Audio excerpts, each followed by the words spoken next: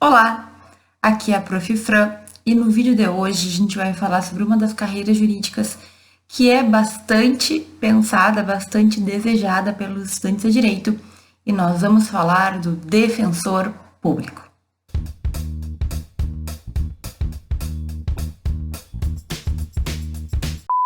A Defensoria Pública é uma instituição que ela é relativamente recente da forma como nós temos hoje no nosso ordenamento jurídico no Brasil. Isso porque ao longo da história brasileira, ao longo do nosso passado, né, a gente teve diversas leis, diversas normas que garantiram o acesso à justiça de pessoas hipossuficientes, principalmente economicamente hipossuficientes, né?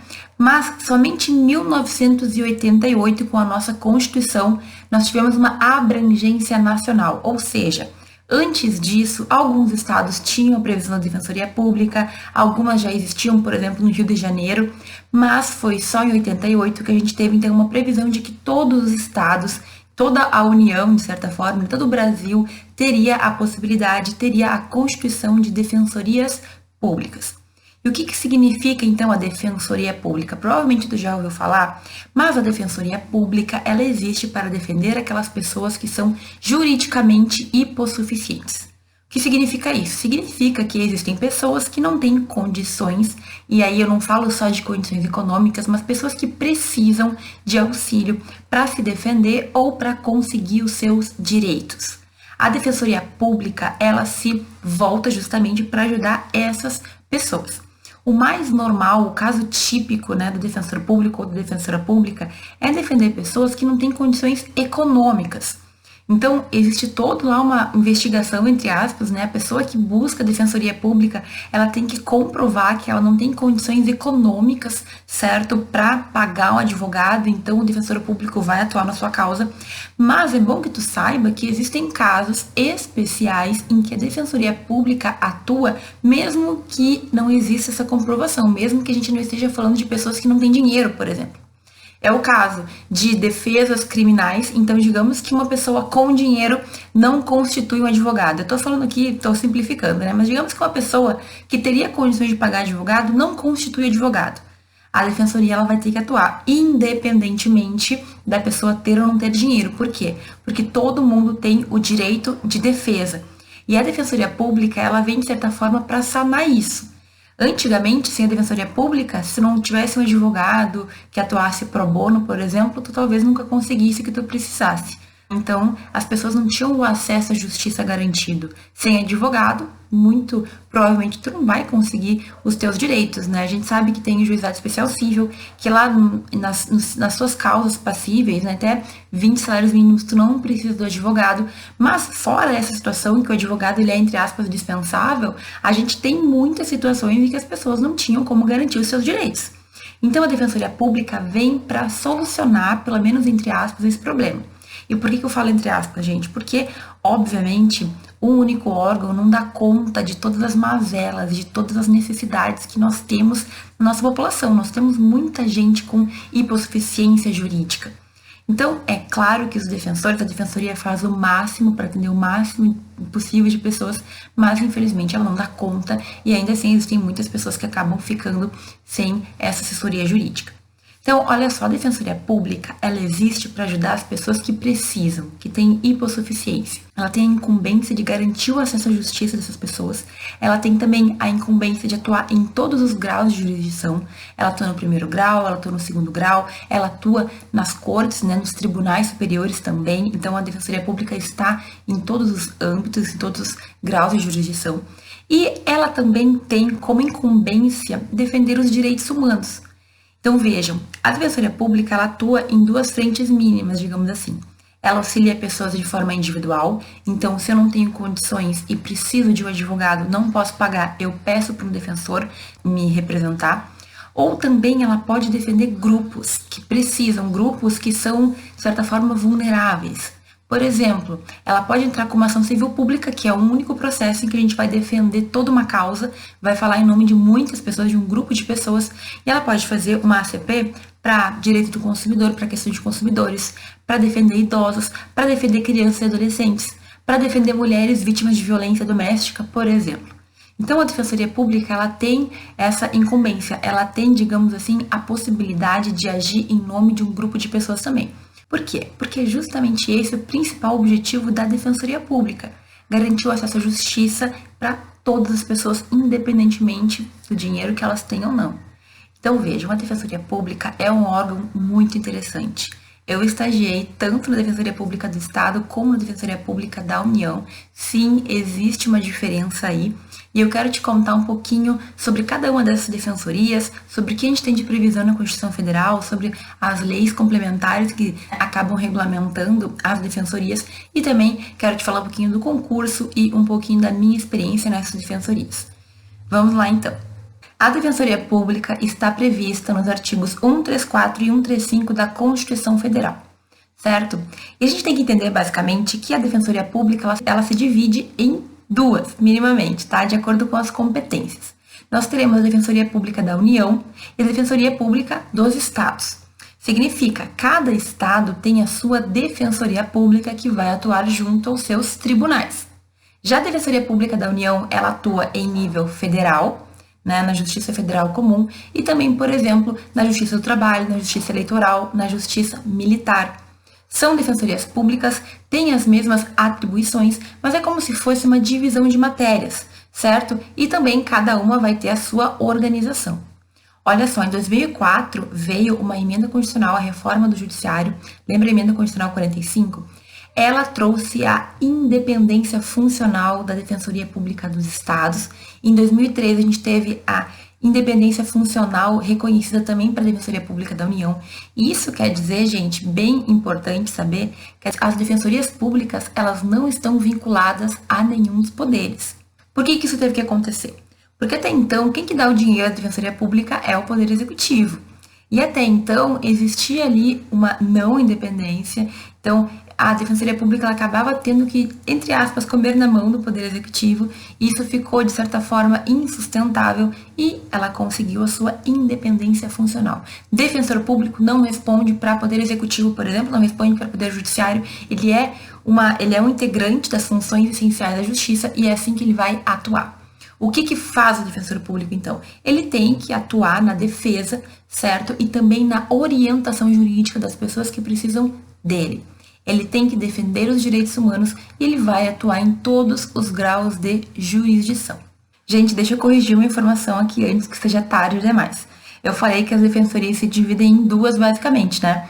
Mas essa é a minha visão macro e eu esqueci totalmente que nós temos uma defensoria pública do Distrito Federal e dos territórios, que é uma defensoria, então, que vai atuar ali no Distrito Federal, né, naquela jurisdição, e nos territórios. Então, ela normalmente é tratada, ela é equiparada à Defensoria Pública da União, mas ela tem também a sua autonomia. Sempre que a gente vai falar da Defensoria Pública da União, da Defensoria Pública do Distrito Federal e dos Territórios e da Defensoria Pública dos Estados, tá? Só para deixar bem específico isso. Existem, na verdade, três, certo? Porque a Defensoria Pública da União não manda em nada na Defensoria Pública do Distrito Federal e dos Territórios, certo? Então, vamos pensar que existem três defensorias públicas e não apenas duas. Além da Constituição Federal, a Lei Complementar 80 do ano de 94 traz ali diversas coisas importantes. Se tem interesse nessa carreira, é importante que tu leia essa lei. Mas, por exemplo, quais são as prerrogativas do defensor público? Principalmente com a independência funcional, essa se tornou uma prerrogativa muito importante, né? Ou seja, não depende de ninguém. Mas o defensor público também tem a inamovibilidade, ou seja, não pode ser retirado, ele não pode ser transferido se ele não quiser, a não ser que seja uma remoção obrigatória em razão de uma condenação, como uma punição. Então, existem punições que fazem com que o defensor público tenha que trocar de local, mas, salvo isso, ele não pode ser obrigado a mudar ali de comarca, mudar aonde ele trabalha, mudar o local onde ele trabalha. Ele também tem o direito da irredutibilidade dos seus subsídios, ou seja, não dá para diminuir o valor que ele recebe, a não ser que seja em razão do teto constitucional. E ele é estável. Ele tem direito à estabilidade, gente, que é diferente da vitaliciedade. Se tu já viu os vídeos que eu explico sobre promotores de justiça, sobre magistrados, eu falo que eles têm a vitaliciedade. Aqui, com a estabilidade, é um pouquinho diferente. Por quê? Muda, por exemplo, o tempo do estágio probatório, porque enquanto os cargos vitalícios precisam de 2 anos para ganhar essa vitaliciedade, o estável, né, a estabilidade se adquire com 3 anos, pelo menos é o que a doutrina majoritária diz, porque existe uma discussão aí. A questão de perder o cargo, né? Alguém com cargo vitalício só pode ser removido do cargo em caso de sentença judicial com trânsito e julgado. O defensor público não vai ter isso porque ele é estável, então ele pode sim ser removido por uma sentença judicial com trânsito julgado, mas ele também pode ser removido por um processo administrativo ou por aquelas avaliações periódicas se ele não demonstrar ter um desempenho satisfatório, certo? Então, existe uma diferença entre a estabilidade e a questão da vitaliciedade. O defensor público ele é estável, então ele tem que ter um período de estágio probatório maior e ele também pode ser removido do cargo de formas diferentes, que um juiz e um promotor, por exemplo, não podem ser removidos. Outro ponto importante que a gente tem que observar é como a nossa Constituição Federal está organizada nesse capítulo 4, que trata das funções essenciais à justiça. Então, se tu abrir lá a Constituição, tu vai ver que tem o Ministério Público, tem a Advocacia Pública, tem a Advocacia Privada e aí tem a Defensoria Pública. E qual é a questão que a gente tem aqui, gente? A Defensoria Pública ela não está vinculada à advocacia pública e nem à advocacia privada. Percebe a diferença, a sutil diferença? Essa sutil diferença gera muito conflito e muita discussão, porque muita gente diz que as defensorias não estão vinculadas à advocacia e, por esse motivo, os defensores públicos não precisam ter inscrição na Ordem dos Advogados do Brasil. O defensor público não precisa ter a OAB, mas ele acaba advogando. Por quê? Mesmo lá na Constituição fala que eles advogam, que eles exercem a advocacia para pessoas que têm necessidades, que não dispõem de renda, que não dispõem de dinheiro, condições, ou que precisam, que são hipossuficientes juridicamente falando. E aí que essa discussão em 2019 apenas foi considerada como repercussão geral, foi reconhecida a repercussão geral e o STF vai decidir.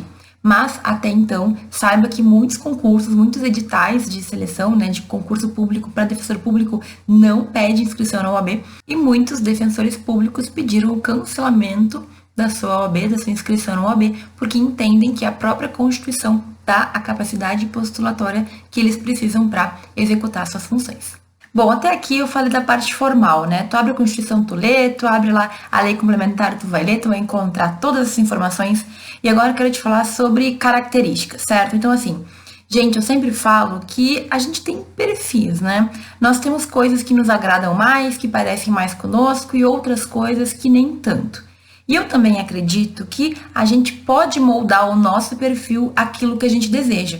Então, eu sempre falo que qualquer pessoa que quiser ser juiz pode ser promotor, pode ser defensor, só que eu vou ser muito sincera aqui, gente. Para ser defensor, tu tem que ter um perfil voltado para a defesa das pessoas e assim, tu tem que ter realmente uma visão, uma ideia muito aberta sobre o direito e sobre justamente o direito de defesa de todas as pessoas. Olha só, aqui a gente tem algumas questões polêmicas, então, por exemplo, o advogado ele pode alegar objeção de consciência para não defender quem ele não quiser defender.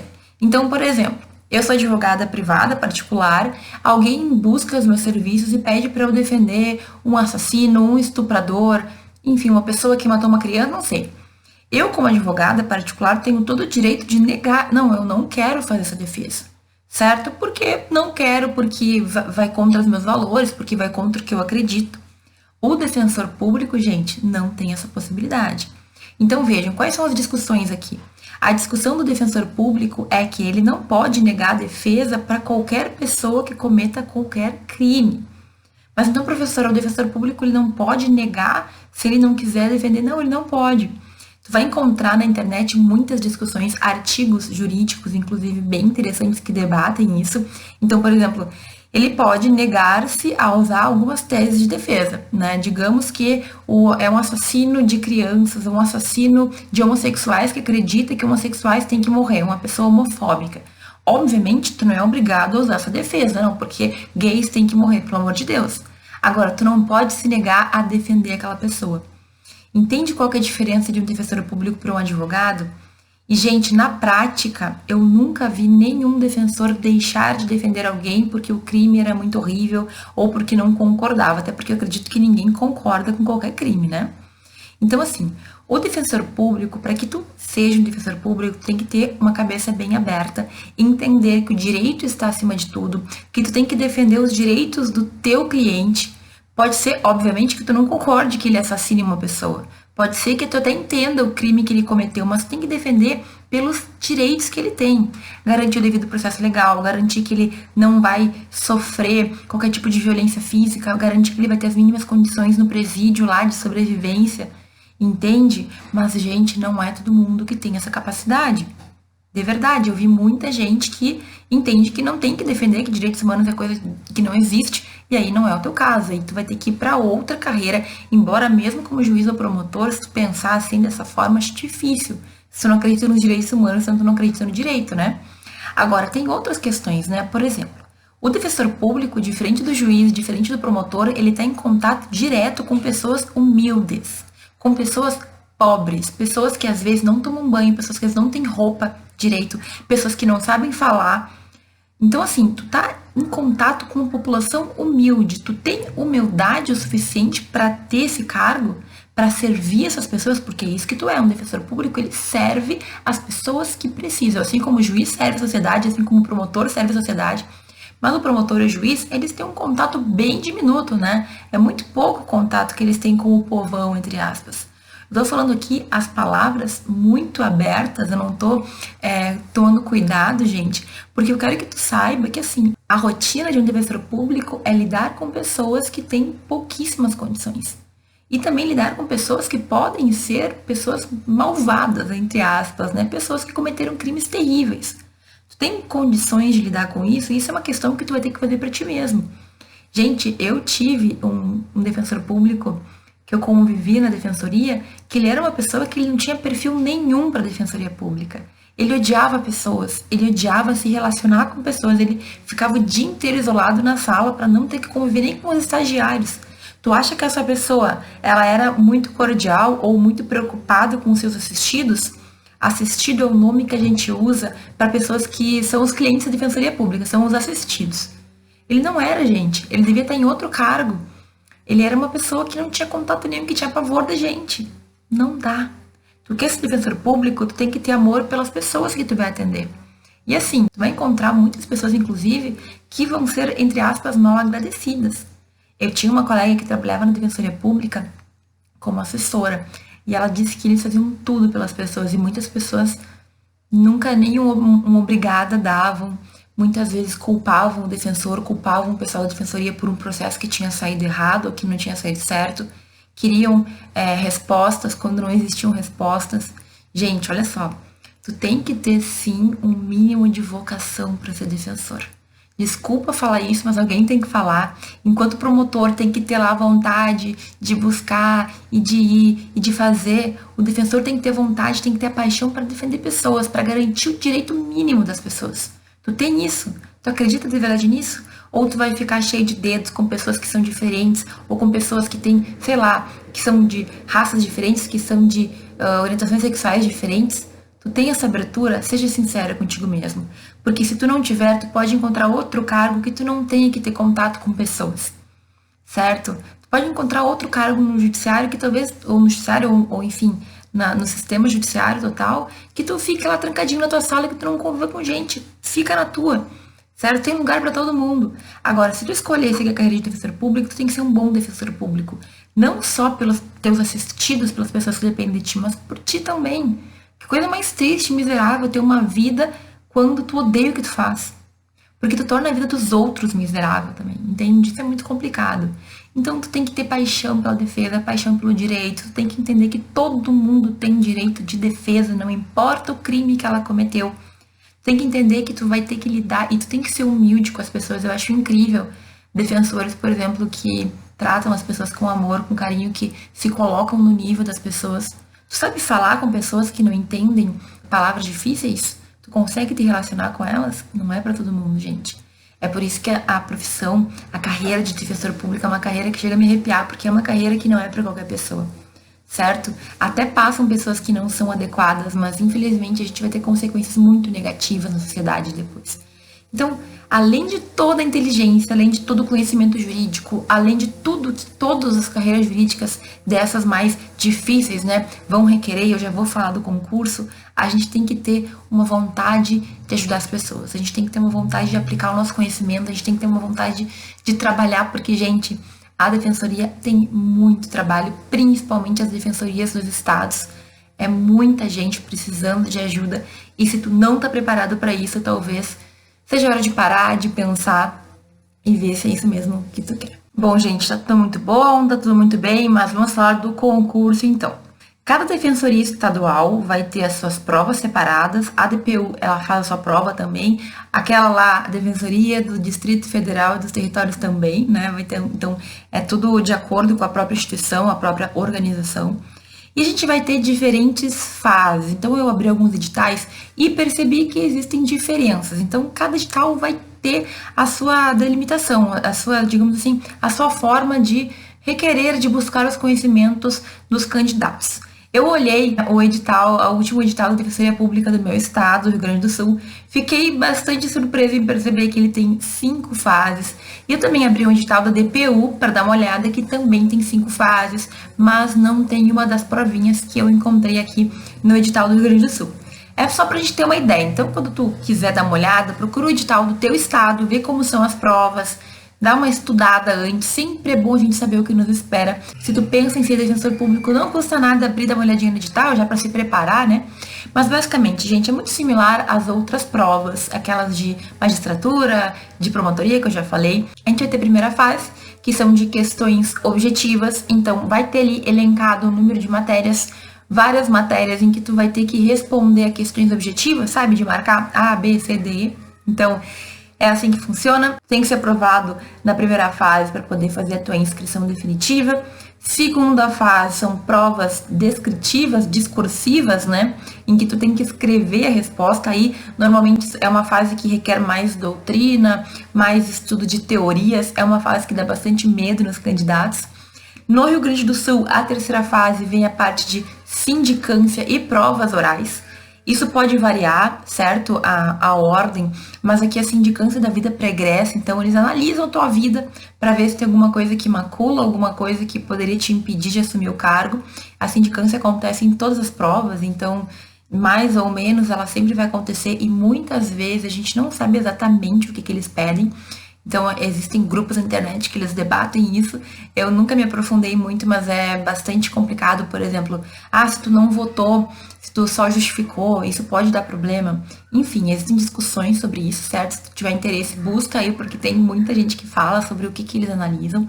A gente vai ter as provas orais, certo? Que é basicamente questionamento oral. Tu não sabe quais são as questões, eles te perguntam, tu tem que responder com uma boa oratória, com uma boa dicção, com coerência, com tranquilidade. Aí volta aquela ideia da oratória que a gente tem que ir preparando durante a nossa faculdade, né?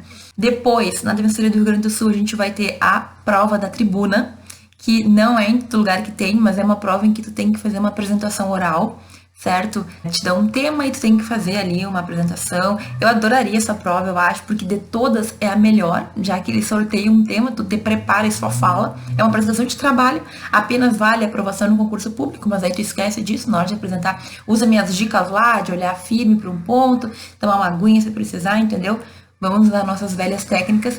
E por fim, a prova de títulos, que é muito interessante. Eu preciso tocar no ponto de que vale ponto artigo científico, de que vale ponto mestrado, vale ponto doutorado, vale ponto publicação de livro, vale ponto laurea acadêmica. Eu falo sobre tudo isso no canal e muita gente acha que é bobagem. Professora, o que eu quero saber de vida acadêmica? Eu quero fazer concurso. Ah, é? Então vai lá ver o que eles contabilizam. Gente, não é só aqui no Rio Grande do Sul. Em todos os editais tem uma contagem de pontos na prova de títulos para quem tem determinadas experiências. E artigo científico, estudos, tudo mais, isso conta. E contando, a gente pode se diferenciar do nosso concorrente. Às vezes, por meio ponto, tu pode passar e uma pessoa pode não passar. Lembre que é muita gente concorrendo, então meio ponto pode fazer toda a diferença. Fica atento a isso.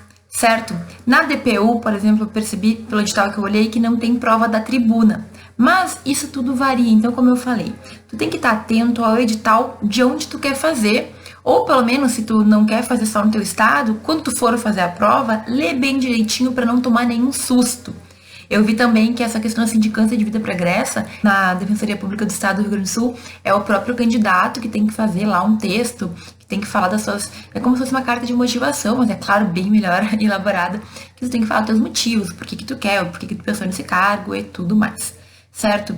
Muita gente, eu tenho que falar sobre isso, entra como defensor público para escalar e depois passar no concurso para juíza, para promotor, principalmente por causa da questão da vitaliciedade, certo? Que é diferente da estabilidade.